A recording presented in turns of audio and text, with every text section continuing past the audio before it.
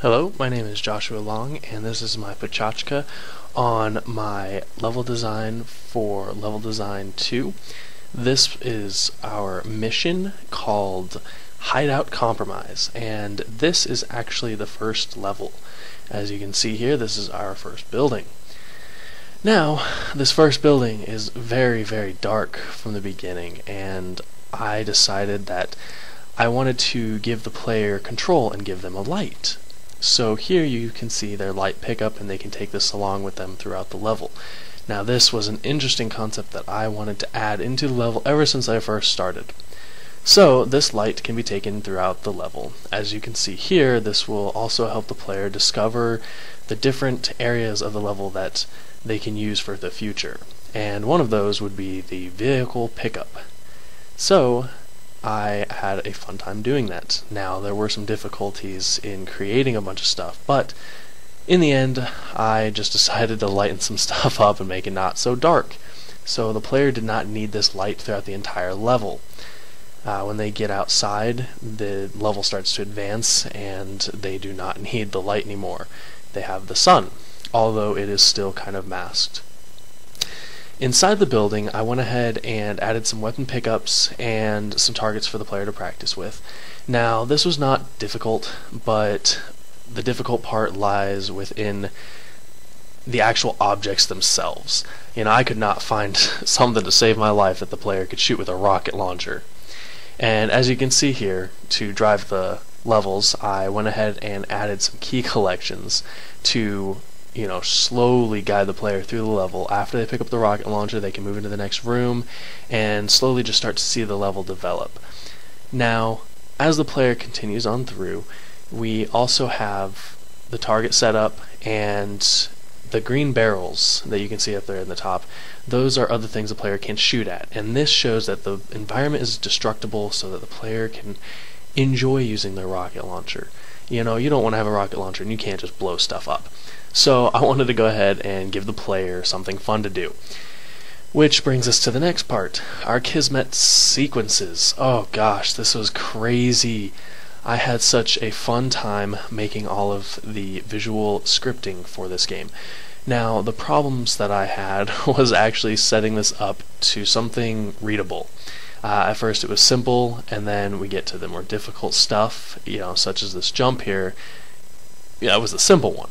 We went ahead and we started with the gap jump, and it just changes the camera, although this gap is very large, so it wasn't so difficult to do. Now, this next part shows how simple that really was, and that jump is really difficult for the player to get through. So we wanted to give them kind of a thrill of, oh my gosh, I just jumped a huge gap. And then they continue on, and the game picks up pace as they switch from the jump cam to the regular cam. And then I wanted to make it funny, because we have this serious map and everything's just dull and we have to get through.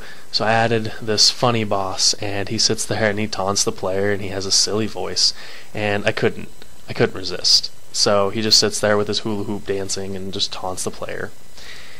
And after that, I went ahead and did some touching up on the level, and decided to change up the lighting a bit, and I went ahead and retextured some of the stuff, gave it a little bit more of a light feel to it, and kind of finalized it.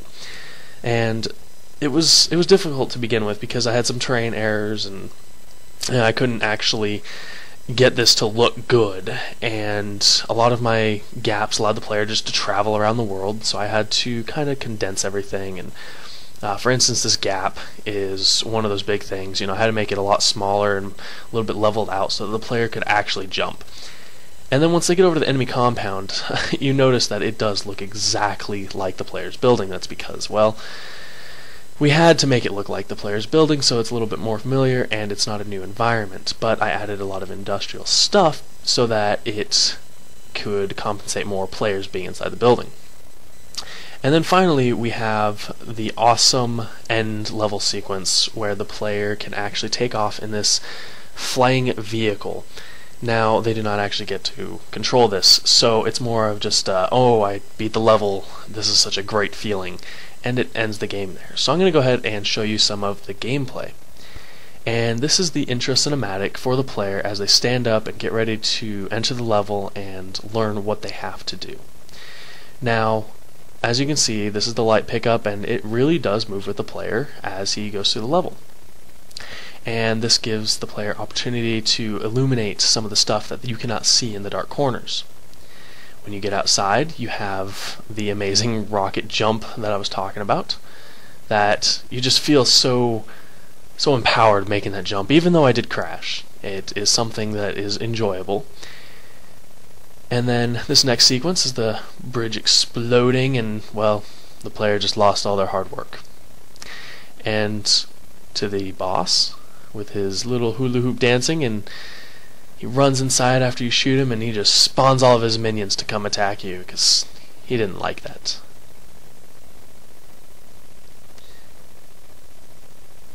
And then this will go ahead and from here we'll show the end sequence if you end up dying. Now that was after planting the C4.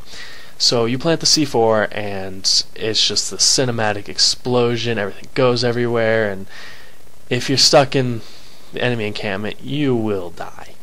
And so it ends the game right there. Now, if you do make it outside and you kill all the enemies and you're just running by and they're shooting at you, you get this empowering feeling like this is the end of the level.